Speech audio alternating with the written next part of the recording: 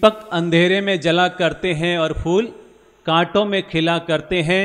थक कर मत बैठ ए मंजिल के मुसाफिर, क्योंकि हीरे अक्सर कोयले में ही मिला करते हैं। हीरे अक्सर कोयले में ही मिला करते हैं। आज मैं आपको जीवन जीने के वो 3 महत्वपूर्ण सूत्र दे रहा हूं, जिससे आपका जीवन भी आनंद और उत्सव से भरेगा।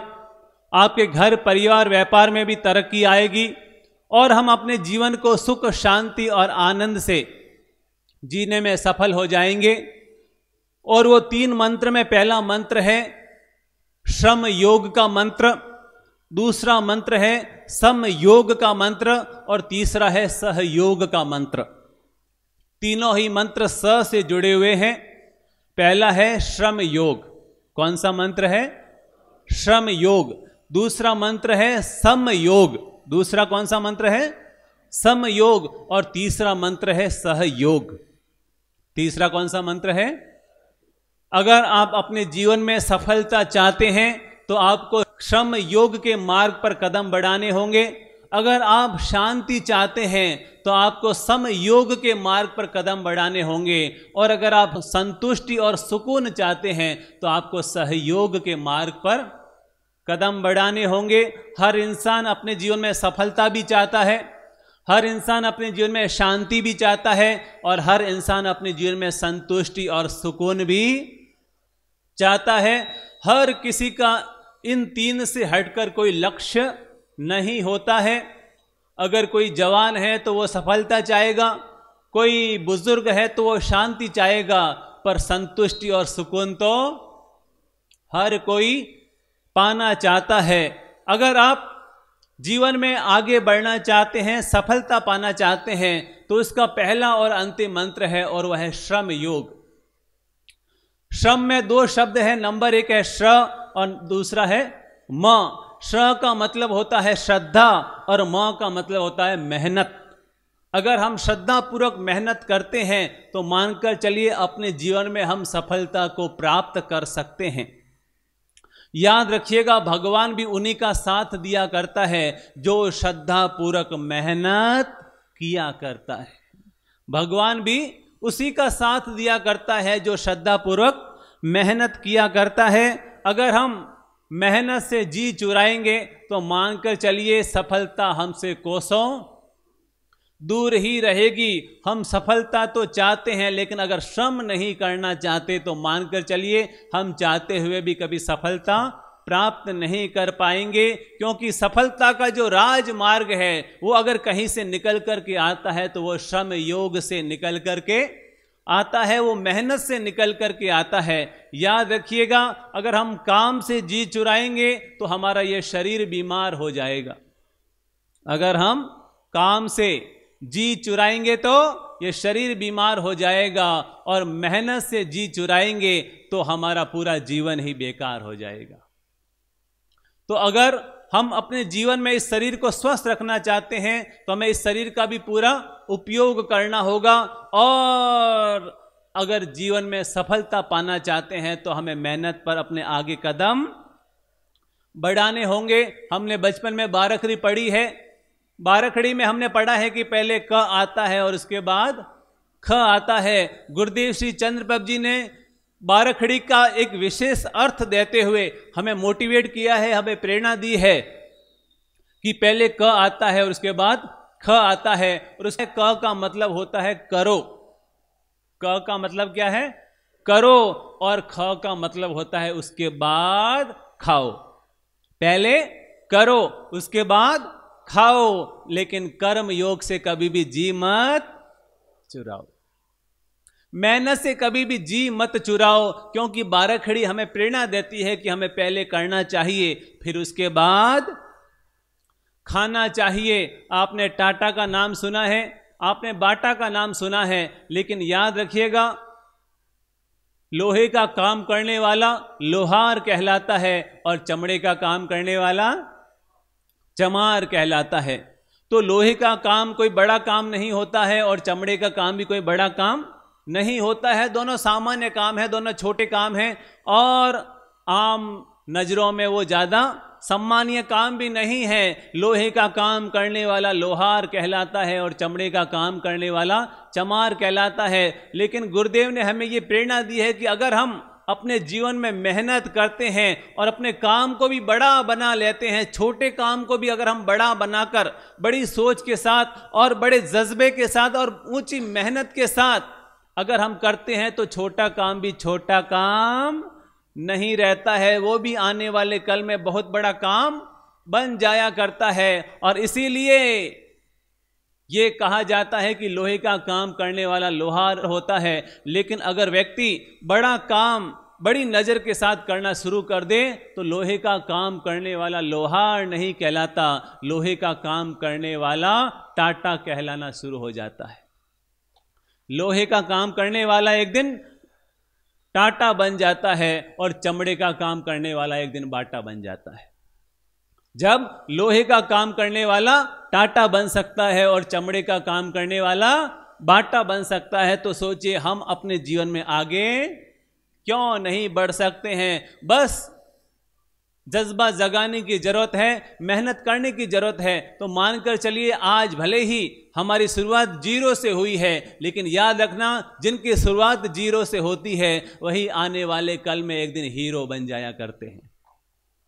तो हम क्या काम कर रहे हैं ये महत्वपूर्ण नहीं है, हम कौन सा काम कर रहे हैं ये महत्वपूर्ण नहीं है, लेकिन हम किस नजरिए के साथ वो काम कर रहे हैं और कितनी मेहनत के साथ काम कर रहे हैं। तो मानकर चलिए वो काम ही एक दिन ऊंचाई वाला काम बन जाएगा और वही काम हमारे लिए औरों के लिए आदर्श और प्रेरणादायी बन जाएगा। इसलिए अपने जीवन में अगर आप आगे बढ़ना चाहते हैं तो सफलता पाना चाहते हैं तो मेहनत में कभी जी मत चुराइए। याद रखिएगा किसी भी क्षेत्र में अगर आगे बढ़ना है तो कम से कम 1000 दिन का समय चाहिए। कितने दिन का समय?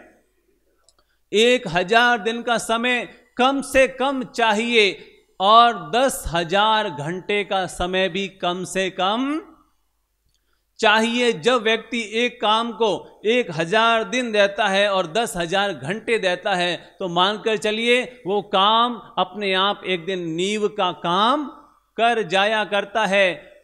जैसे हमने कोई धंधे की शुरुआत की और 1 महीना हुआ, 2 महीना हुआ, 3 महीना हुआ, 1 साल हुआ और अगर वो परिणाम नहीं देता है तो हमारे मन में आता है अरे यार ये तो धंधा कुछ परिणाम नहीं दे रहा है और हमारा मन उखड़ना शुरू हो जाता है, मन भगना शुरू हो जाता है और फिर हम दूसरे काम में अपना दिमाग लगाना शुरू कर देते हैं और हमारा धैर्य जवाब देना शुरू हो जाता है और फिर हम दूसरा काम करते हैं। फिर वो भी 1 महीना, 2 महीना, 3 महीना, 4 महीना, 1 साल तक किया और लगा अरे यार उससे भी कोई परिणाम नहीं आ रहा है तो फिर हम उसको भी छोड़ देते हैं और फिर तीसरा काम करना शुरू कर देते हैं। इस तरह से हम काम बदलते रहते हैं लेकिन कोई भी काम हमें परिणाम नहीं दे पाता है, क्योंकि किसी भी काम को परिणाम देने में कम से कम 1000 दिन का समय कम से कम चाहिए।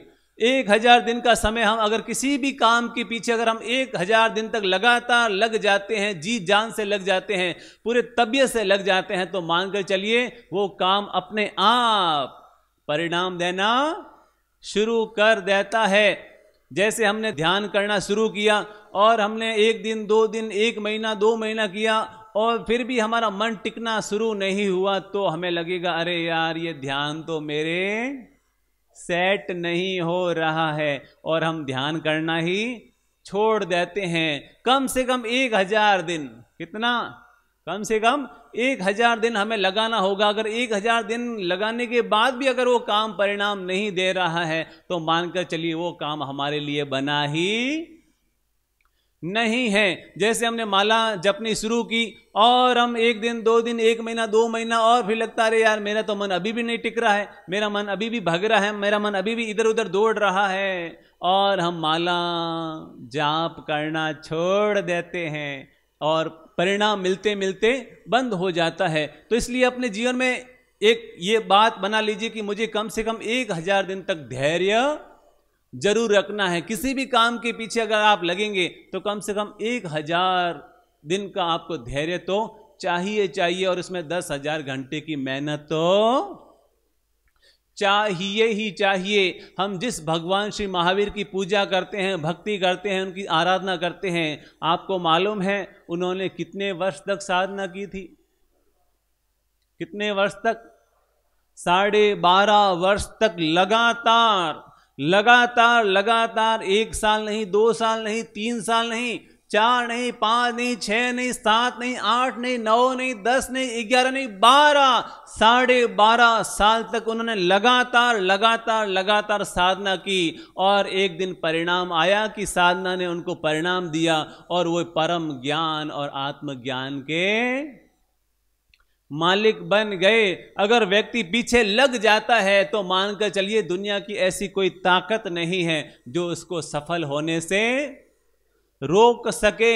हर इंसान अपने जीवन में सफल हो सकता है, बस पीछे लगना पड़ता है, पीछे लगना पड़ता है। अगर हम पीछे लग जाते हैं तो मानकर चलिए हमें परिणाम भी मिलना शुरू हो जाता है। तो इसलिए अपने जीवन में ये सोच बना लीजिए कि अगर मुझे सफलता पानी है तो मुझे मेहनत से जी नहीं चुराना है, मुझे मेहनत से जी नहीं चुराना है। एक युवक गुरुजी के पास आया और उसने गुरुजी से कहा कि गुरुजी मैं पढ़ाई तो बहुत करता हूं लेकिन ज्ञान मेरे दिमाग में चढ़ता नहीं है, इसलिए मैं बहुत परेशान रहता हूं। घर वाले भी मुझे डांट लगाते रहते हैं, कहते हैं अरे यार हम तेरे लिए इतना खर्चा करते हैं, इतनी मेहनत करते हैं और तू कुछ अच्छे मार्क्स नहीं ले पाता है। तो युवक ने कहा कि मैं बहुत मेहनत करता हूं लेकिन फिर भी मेरा ज्ञान दिमाग में चढ़ता नहीं है। तो गुरुजी ने कहा कि बेटा चिंता मत कर, चिंता मत कर। और गुरुजी उस युवक को अपने साथ में लेकर के चले और चलते चलते आगे कुआं आया, कुएं पर गुरुजी रुके और गुरुजी ने उस छात्र से पूछा बेटा बता यहां पर तुझे क्या नजर आ रहा है? तो उसने कहा कि ये तो कुआं है। और फिर गुरुजी ने कहा कि गौर से देख ये क्या चीज है। और उसने देखा कि कुएं में मेड लगी हुई है और रस्सी बाल्टी से लगी हुई है और रस्सी बार बार बाल्टी के साथ नीचे उतर रही है, फिर वापस ऊपर आई है, नीचे जा रही है, ऊपर आ रही, नीचे जा रही, ऊपर आ रही है। गुरुजी ने कहा कि गौर से देख और क्या वहां पर परिणाम आ रहा है। तो युवक ने कहा कि मुझे तो कुछ समझ में नहीं आ रहा है। तब गुरुदेव ने कहा कि देख मेरे प्यारे, बस जो ये कुएं की मेड़ है ना, ये रस्सी के बार बार आने से जाने से आने से जाने से ये जो इतना कठोर पत्थर है, लेकिन रस्सी बार बार आई गई आई गई आई गई और परिणाम ये आया कि ये नुकीला पत्थर भी बिल्कुल गोल मटोल हो गया। ये पत्थर भी गोल मटोल हो गया। इसका मतलब क्या है कि रसरी आवत जात ते सिल पर पड़त निशान और करत करत अभ्यास के जड़मती होत सुजान। करत करत अभ्यास के जड़मती होत सुजान। अगर व्यक्ति निरंतर अभ्यास करता रहे, निरंतर अभ्यास करता रहे, निरंतर अभ्यास करता रहे तो एक दिन जड़मती भी बुद्धिमान बन जाता है। और अगर रस्सी भी अगर लगातार आती रहे जाती रहे आती रहे जाती रहे तो उस रस्सी की वजह से नुकीला पत्थर भी एक दिन घिस घिस के गोल हो जाया करता है। तो बस हमें लगातार लगना होता है तो परिणाम अपने आप आना शुरू हो जाता है। तो जीवन में सफलता पाने का एक ही मंत्र है और वो है लगातार लगातार लगातार लगे रहो। एक फिल्म आई थी ना, मुन्ना भाई लगे रहो लगन से। मुन्ना भाई लगे रहो। अगर हम लगन से लगे रहेंगे तो मानकर चलिए परिणाम आना शुरू हो जाएगा। एक बार मैं रास्ते से गुजर रहा था तो रास्ते से गुजरते गुजरते मैंने देखा कि एक पेड़ के नीचे प्रतिमा रखी हुई थी। तो मुझे देख करके बड़ा आश्चर्य हुआ कि पेड़ के नीचे प्रतिमा किसने रखी।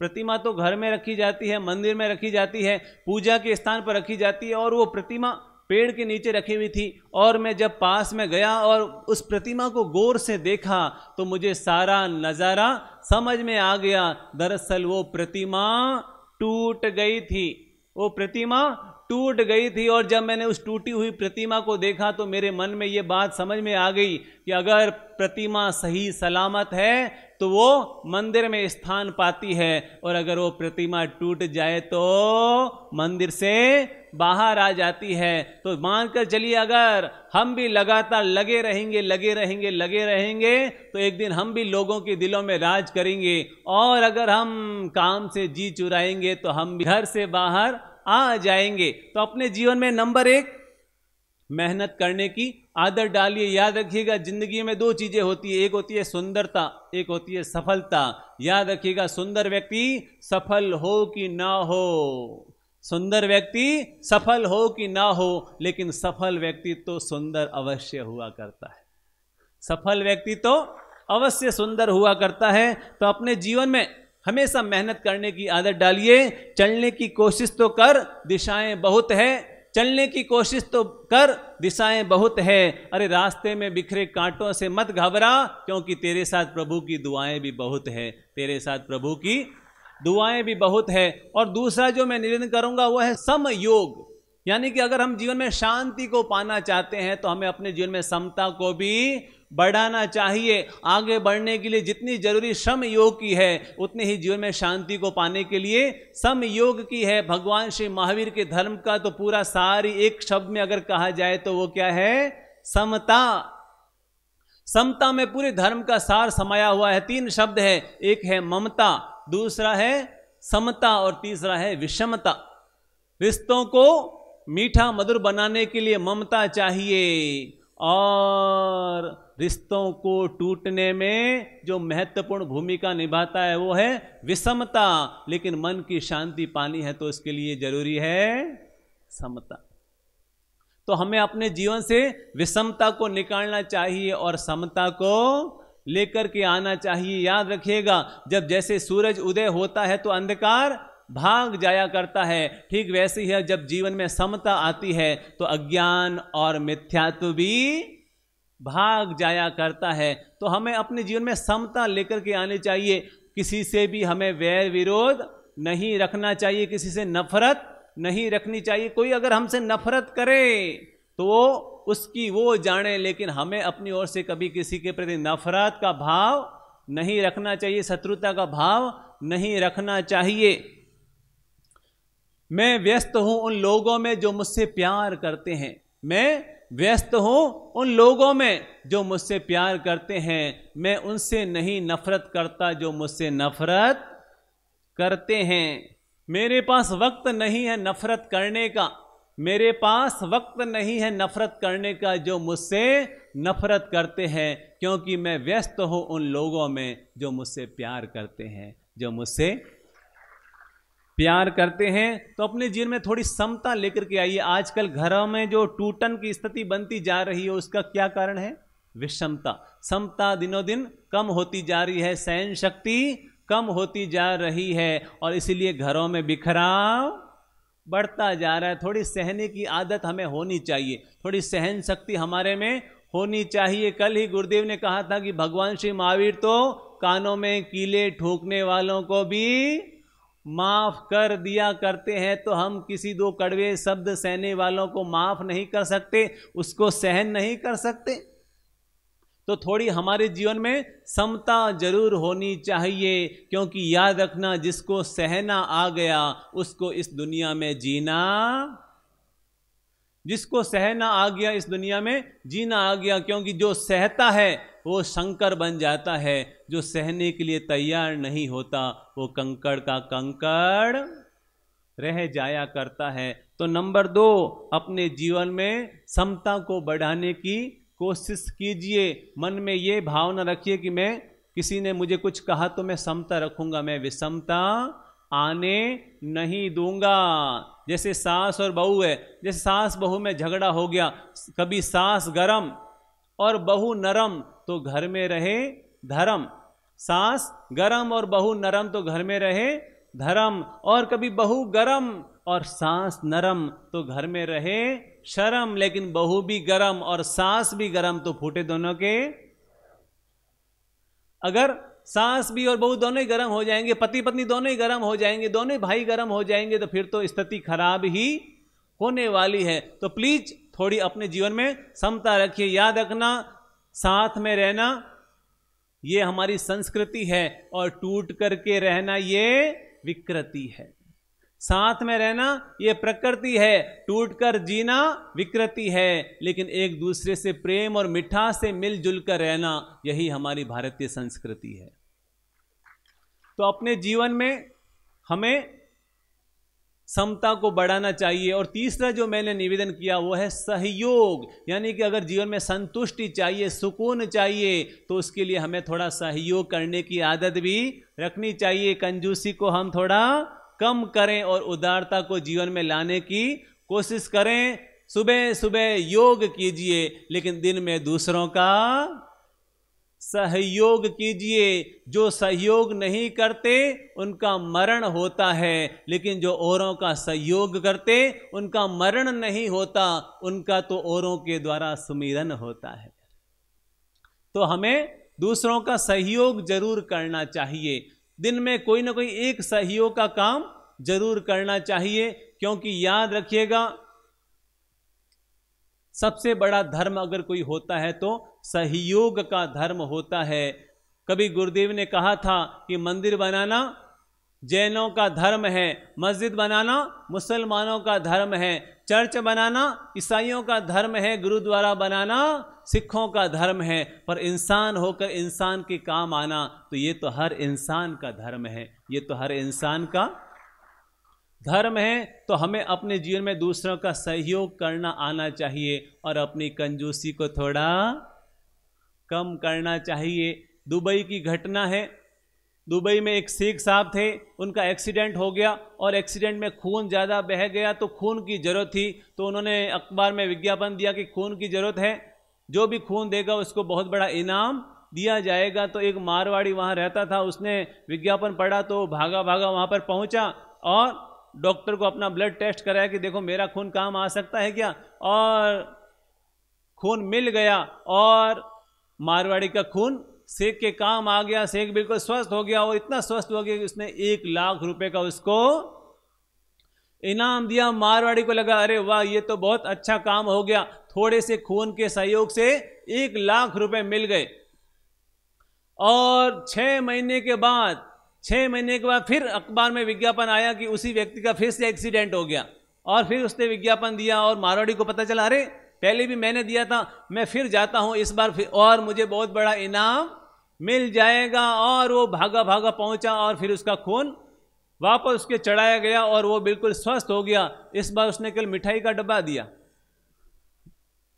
इस बार केवल मिठाई का डब्बा दिया। तो उसने कहा क्या बात है, पिछली बार 1 लाख रुपए दिए थे और इस बार केवल मिठाई का डब्बा।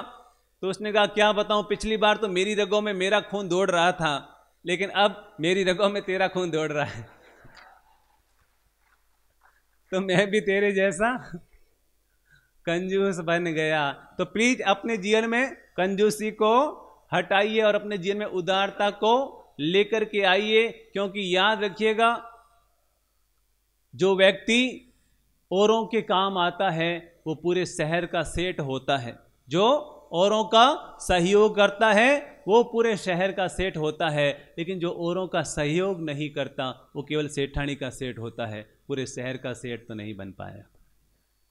तो हम पूरे शहर के दिलों में राज कर सकें, औरों के दिलों में राज कर सकें, तो इसके लिए हमें सहयोग के मार्ग पर भी अपने कदम बढ़ाने चाहिए। तो मैंने सार रूप में 3 बातें कही। नंबर 1, आगे बढ़ना है तो श्रम योग कीजिए, और जीवन में शांति चाहिए तो समयोग कीजिए, और नंबर 3, जीवन में अगर संतुष्टि और सुकून चाहिए तो सहयोग कीजिए। अगर ये 3 स हमारे जीवन में आ गए तो मानकर चलिए हमारा जीवन सुख शांति और आनंद से भरता हुआ चलता जाएगा।